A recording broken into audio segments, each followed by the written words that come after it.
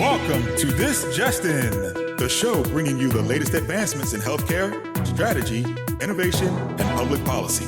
And now, for the fastest voice in healthcare, here's your host, Justin Barnes.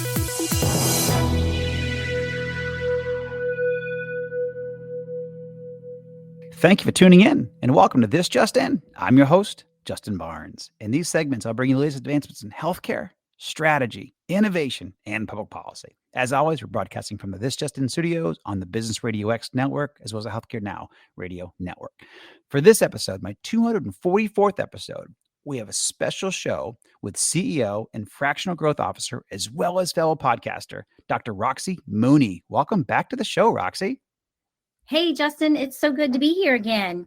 Yeah, we had such a great dialogue that I wanted to certainly have you back. And I think we even realized we'll probably even do a show 3 and possibly 4. We just have a lot in common and a lot of good content. And I think our perspectives on the industry are just unique in nature, but also aligned in a lot of ways because of our experiences, intersect in several areas, as we heard on that last show and talked about. So on the previous show, we spoke about, launching and growing businesses and what to, look for and building the business and some best practices. But let's, talk about the strategy around launch and commercialization, because you brought that up when we met during an annual conference. So, tell us your thoughts there. Yeah, so this is something that I speak a lot about because I don't think enough of us really understand the distinction between launch and commercialization. Mm-hmm. So I hear a lot of people talk about launch, and when they think about building a business or bringing a solution to market, they talk about launching it, but they don't really understand all of the different interplay and connection between those decisions that they're making within that overall commercialization strategy. So the way I describe it is that there's 2 major distinctions between launch and commercialization. One is the timing of those 2 phenomenon, and the other is the goal. So most people think about, okay, my goal is to launch something. I want to bring it to market.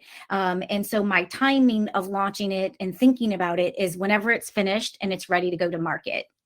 And so with that mindset, we end up overlooking a lot of those decisions that we need to make way, way, way before we're ready for launch or even after that. So I say commercialization starts from the time that you even have an idea of a solution, or even from the time that you have an idea for a business. And in the commercialization process happens well after launch. And the goal of commercialization is going to be, maximizing the monetization of that business or that idea. Whereas the goal of the launch is really to, just maximize me selling something. Yep. And there's so many different implications of that. Yeah, and I completely agree. And it's a great nuance. And sometimes the way I integrate that is there's a time and a place. And so even when you're building a company and sometimes people make the mistake of, we got to make sure that we're profitable and 80% profitability or 75, whatever your target is, certainly in like a SaaS business, healthcare SaaS business. But there's times where 40% profitability or 50% is okay, because we're trying to get launch. I need market share. I'm not worrying about getting these wonderful EBITDA numbers quite yet. But people don't understand the nuances there. And they say, we shouldn't spend on sales and marketing. We shouldn't spend on growth because we got to get to 80% margins. I'm like, you need to be working about 80% margins, maybe year 5, 6, or 7, or 8. It really depends on your investors and what your overall goal is.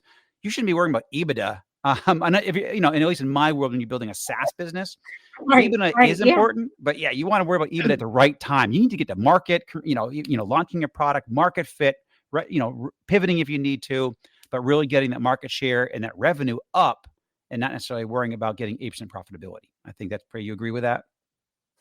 Yeah, absolutely. And I think also there's like these little nuances when I talk about the interplay or the connections between those commercialization decisions that are made. So when I think of commercialization, I think of like, what is my product configuration? What is my the timing of the launch? Who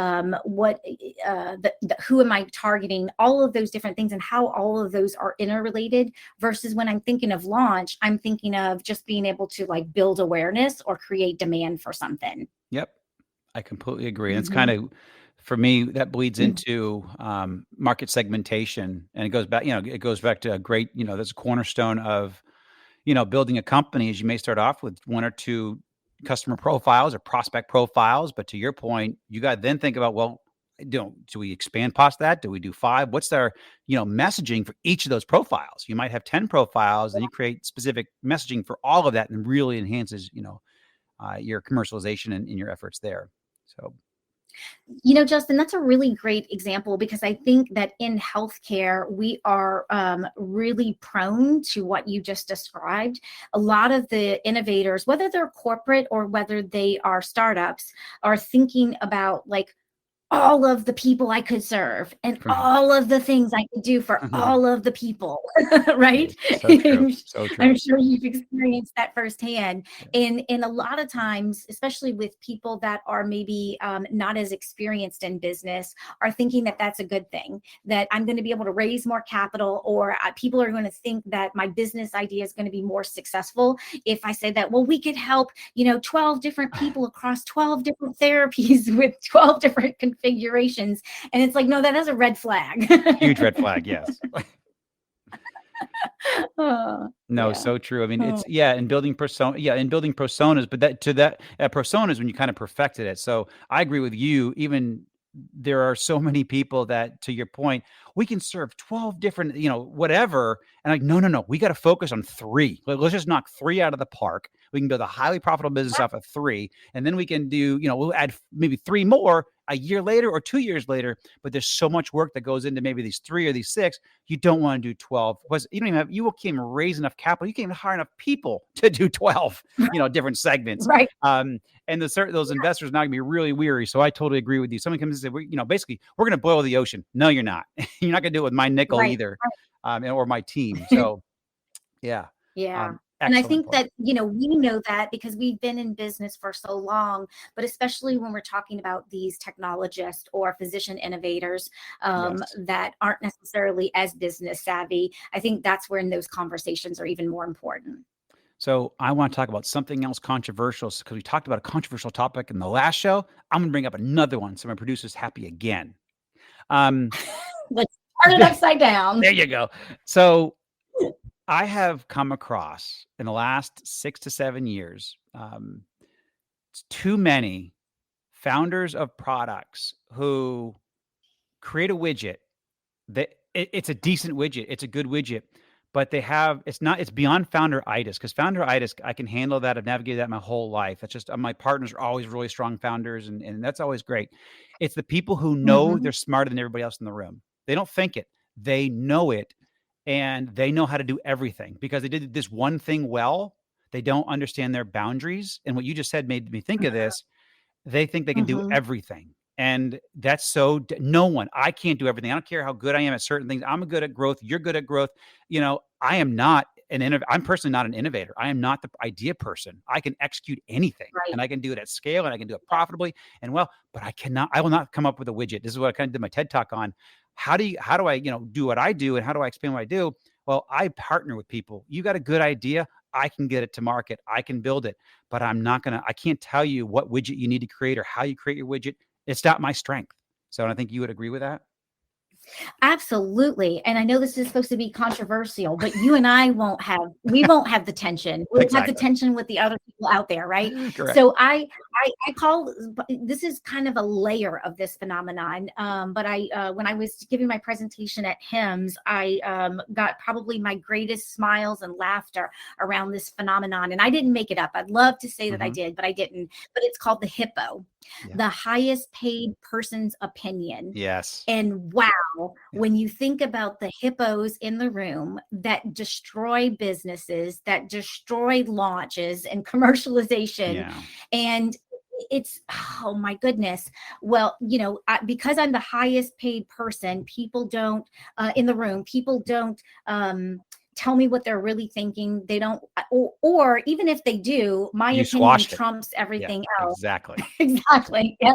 And so, I mean, it's just so detrimental to our success. And I like to say that if you cannot recognize who the hippo is in your company, You're the hippo. it's probably you. It's you. That's right. Oh, I and love there's that. been times Yeah. there's been times where I had to go, gosh, Roxie, I think you're acting like a hippo right Right. now. You need to step down. Yeah. Oh, Oh my no, and I goodness. think I totally have to keep an eye on that. I mean, you and I are both very vocal, hard charging people, a lot of energy. And I certainly do not want to dominate a room. I want all ideas on the table. I want to flush them out. I want to discuss them transparently with everybody. Everybody has a voice. And I have to be very careful because, I might be the highest paid person, but my ideas is not the best idea. I hire really good people, and I've been so blessed in my career to have amazing coworkers. Ironically, most of them are female. So, and you and I have a good rapport. I have really Yeah. strong female cohorts that have worked with me for 25 years. And it goes over really well. And it's just because I think they look for people who pave a path for them in the industry. Because I think a lot of people, to your point, they're either hippos or dominate, or they have a very dominant personality. Women won't thrive in that environment. But gosh, having a strong, female team or half your team female, whatever it is, if you can do that, you're going to bring so much diversity to the conversation, so many ways that my brain doesn't process certain things, other people do. I think, I might be right-brained. I need left-brained people on the team as well. So I look for that massive diversity to really come up with the great ideas. And I'm sure that you probably assimilate there. Well, and I think that's so spot on, especially because even if, like yourself, where you've had multiple successful exits and successful companies, and you've got all this really rich experience to bring to the table, no matter how much success and experience you have, the market is different this time. Yes, it is. Yes, The it is. solution is different. The market is different. Generations are different. I mean, and just the whole market dynamics are different, market trends. So even if you had 8 successes, does not mean that you should be making all the decisions now because you've got experience and success, because it's just so different. And I think that we need to keep that in mind as we go forward. That is such strong words of wisdom. They've never been spoken in the show before. And I love it because I've had to experience that and just myself and going, I may not know. I just because I've done a couple of things well does not mean that I know how this market is evolving or where it's evolving. That's also why I love my radio show, because I have really smart people like you on that. Also, I say it's free consulting. I get all this great information, all these latest and greatest best practices. I just sit and listen, talk to people. It's great. Yeah, I get to learn. absolutely. Yeah. I'm too addicted to learning. And so having the show is my way of continuing to learn. I call it like my qualitative research. I'm getting to hear everybody's lived experiences and then be able to see those patterns. So yeah, you're right. Very cool. So here you got a great topic that we discussed off air. What's the difference, for my audience? What's the difference between an early mover, a follower, a late entrant, and why does it matter? Yeah, great question. And something that I think is just too often overlooked. I have yet to hear an innovator that I'm talking to articulate market entry decisions through that lens. So majority of the time when I say, okay, well, when are you going to enter the market? When are you going to go to market? When the product's done. Right. That's the extent of the timing strategy. And so, if you think about an early mover, a follower, or somebody that's a late entrant, each one of those market entry or timing strategies has very distinct advantages and disadvantages. And so if we don't know what those differences are, then we're not taking advantage of those advantages, and we're not kind of protecting ourselves from some of the disadvantages. So a lot of times people will think that if I'm first to market, that's my winning strategy. Right. And in fact, that's often not the case. Being first to market is usually very, very expensive. You're oftentimes having to fund the creation of a whole new category, or a whole new idea in the marketplace. And so, that would be just an example of one of the disadvantages of being first to market. Of course, being first to market has its inherent advantages too. But being a fast follower could actually be your most ideal strategy. So you might delay things and kind of wait to see. If you really understand your market landscape, you might have someone else enter into the market and really be able to see how people react and respond, have that other company make the investment in creating the category, and then being able to understand how the market's responding to it and where is that still that unmet need. And now you're a follower, you're a fast follower, and you're solving a problem that the first to market person didn't. Yeah, that more words of wisdom, and I'm actually experiencing that right now. There's a venture that I'm looking at, and a company just raised $70 million for that sector, and they had to raise that amount of money because it's a blue ocean sector. It's no one's in this space right now, so we're letting Yep. them kind of, and they don't really compete. It's just more about they're touching some of the fringes, but they're educating the market on what this opportunity can be. So let them go raise capital, get heavily diluted at $70 million, raise, Yeah. and go do that work. And we're watching very closely on the sidelines. I'm just, I'm taking the summer off, so I'm not doing anything. I'm just looking around. But to your point, though, I'm letting them do that work, spend that money. And then, if something I want to do later on this year, I can be, to your point, a fast follower, and learn from what they've done, capitalize on all that capital, and I can do it in a very capital efficient way. So. Yeah, absolutely. And even if you're a late entrant, a lot of times we think of, oh my gosh, there's already 10 other players in the market space. And so if you don't realize that you're not there, then you're maybe entering the market as a late entrant, but not taking advantage of those unique opportunities. So I think it's just so important for us to dig deep into all of these nuances, because what I've uncovered is it's the understanding and then leverage of those little nuances that actually help you be part of that 5% that succeeds that we talked about on our last episode. Yeah. No, that's a great point. And again, goes back to what my experience too is Greenway. I mean, there are a lot of VHRs out there when we did Greenway back in 2002, 2003. And, but we built the top 7, top 10, we were in top 7, top 8 right there. And, out of 250, 300.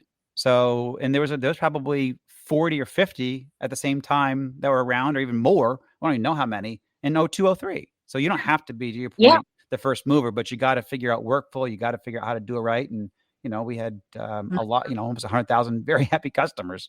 It was awesome. Right. Exactly. And for everybody joining us late today, my special guest is Dr. Roxie Mooney. We've done a double episode because she was such a great guest before. I decided to have her back, and we have a good dialogue. You talked about a topic, diffusion of innovation. What is that? What do you mean by that? Yeah, I know. I feel like sometimes I'm like just filled with all this academic jargon.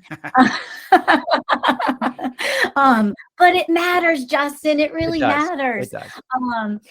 So the diffusion innovation is basically, if I kind of put it in my own words, it's the patterns and kind of the speed at which an idea or product or solution moves through a specific population or audience, right? And so, this is kind of another one of those things where a lot of people aren't thinking about this, or maybe aren't familiar with this model and aren't thinking about the implications of their strategy and their decision making based upon this model. And it's proven, it's been around. Roger Everett is the one who invented it. It's been around since the 50s and 60s.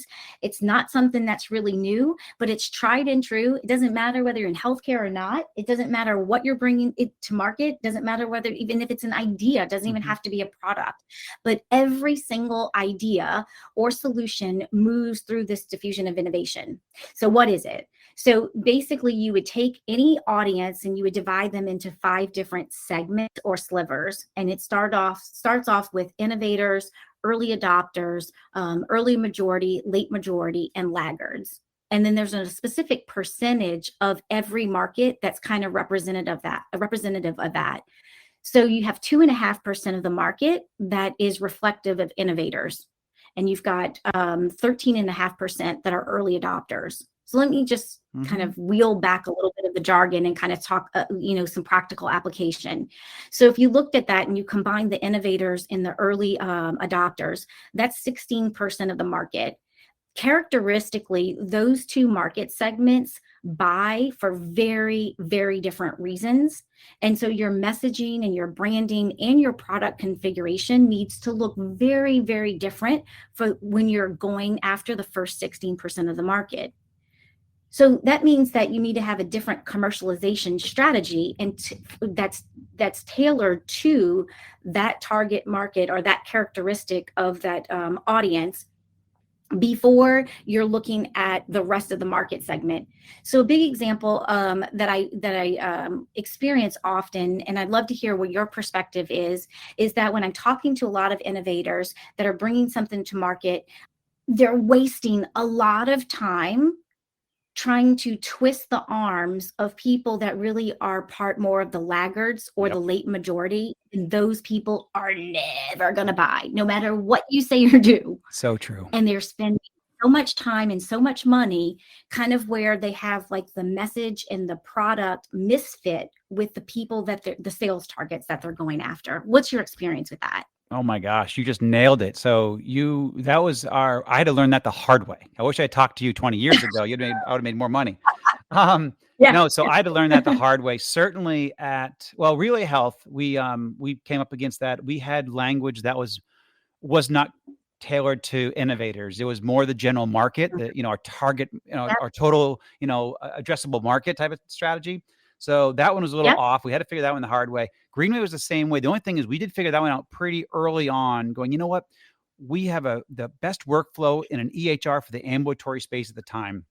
So we focused heavily on early adopters, the leaders of communities, the people who are the academics, the people that, they wanted to be out in front. They prided themselves to be innovators and be one of the smartest doctors in the community. And then those smart doctors know other smart doctors. And so we grew. Our number one lead generator was referrals for the first 5 years, 6 years of the business. We saved so much money in marketing because we actually had a great product and we leveraged our referral base.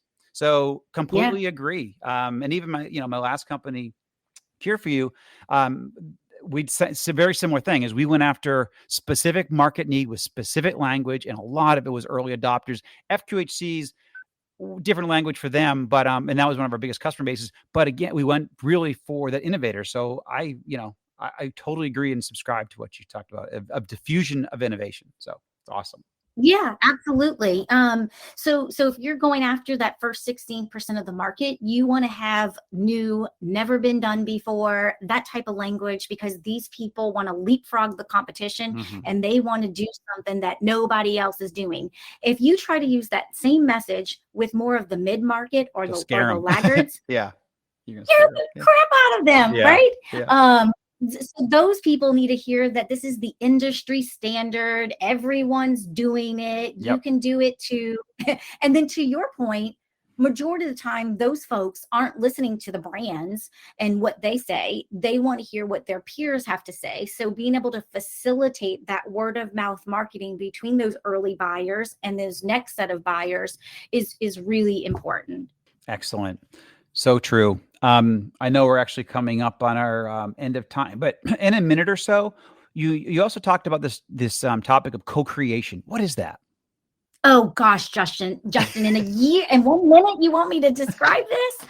Okay, this is a phenomenon that has been happening consistently by successful companies in other industries. So Legos, Starbucks, Procter & Gamble, those are just a couple that come off the top of my head that have been co-creating their solutions with their customers, and it has been a game changer for their business. Legos is one example that comes to mind where they really reimagined innovation and reinvented their entire business. I mean, they were kind of, and to me, this is so important because I think healthcare, we have so many companies that are like status quo, kind of dying on the vine, and they're trying to figure out what's next. Legos is a great example of being in a similar situation and then using a co-creation strategy with their customers to really be able to create the value, the future value that they were going to deliver to their audience. And co-creation was the pathway for them to do that. And now Legos is like one of the fastest growing toy companies. So they went from dying on the vine to being wildly successful. And this is the strategy that they use for that. We'll have to talk more about it in a future episode. Yeah. And I love it because it's actually one of the keys to my success, certainly over the past, 15 years or so. So yeah, let's dive into that because I love that. But I also, at a higher level, I do love your experience because you could tell you have academia, but you also can tell that Yep. you have great practical knowledge of how business works today because academia sometimes does not. So you bring both aspects, and that's why you're successful, and that's why you're a great radio show guest. But also, I know you're a great host, and I can't wait to be on your show here coming up. But we are at time. So Roxie, thank you so much again for joining us. Thank you so much for having me, Justin. It's been great. A lot of fun. Yeah, and we'll certainly do it again. And thank you to everyone for joining us today. Please tune in weekdays at 2:30 p.m. Eastern, 11:30 a.m. Pacific. As always, you can track me on Twitter at HIT Advisor and use the hashtag #ThisJustinRadio so you can respond to your comments from the show. If you miss any of this episode or want to hear more, all of my shows are posted on Apple iTunes, SoundCloud, iHeartRadio, Spreaker, Google Play, and tune in. Also, we posted some new content, some of my new speeches here on justinbarnes.com in the coming weeks. So certainly check that out. Thanks, everyone, and stay safe.